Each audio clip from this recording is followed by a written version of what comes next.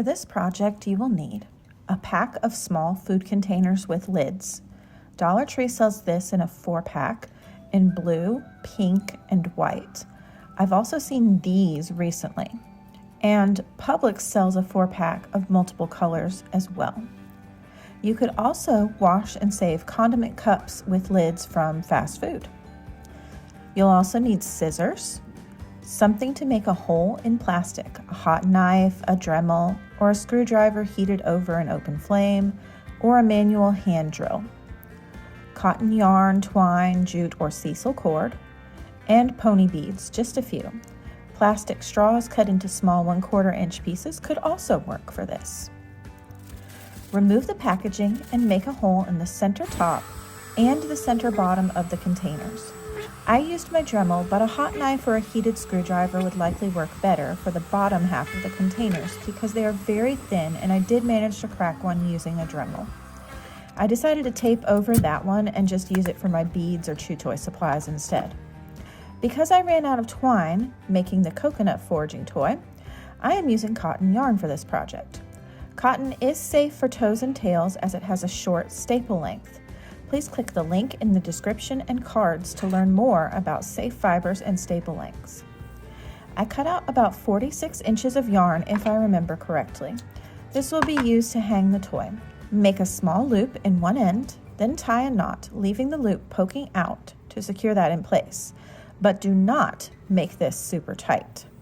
Next, add tape to the end of your cord. This helps to thread the item through the holes you drilled easier since the plies, which are the twists of yarn, do not separate. A few inches below the loop for hanging, make another knot.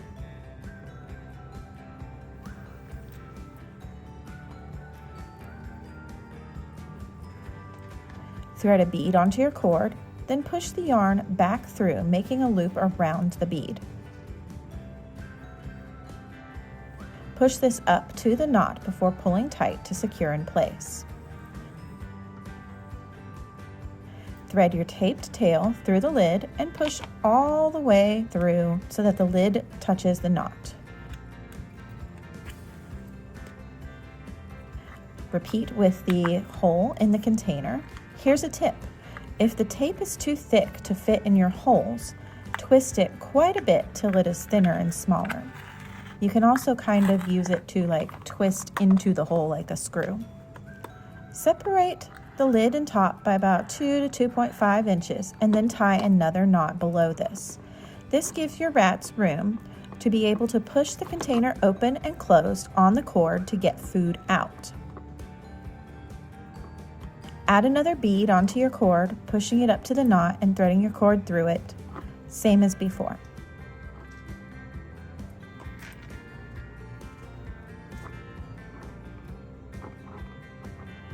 Repeat this process with all your containers, putting on the lid,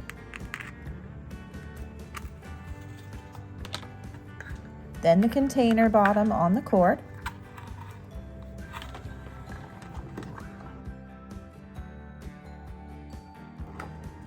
leaving about 2 inches, tying a knot,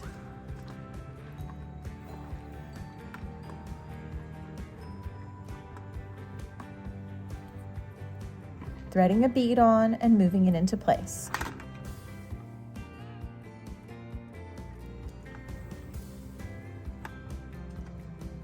Until all your containers are used up or the toy is the length that you want. At the end, tie your knot and add your bead, and then push the remaining tail back up through the container and lid. Do not pull this tight. You want the second length of cord the same length as your first one, so adjust it until this is the case. Then push through the bead above. Continue threading through the containers and beads till you reach the top of your cord.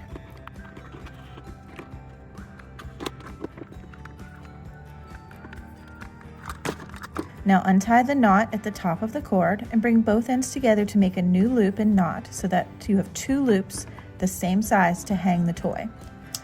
If you have a lot of cord left, trim the tails close to the knot.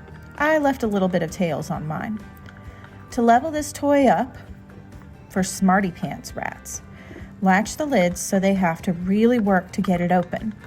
For rats new to foraging, leave the lids unlatched or consider drilling or melting some holes in the containers so that they can smell the food inside and are more motivated to remove it. You could make a long chain of containers like I have done.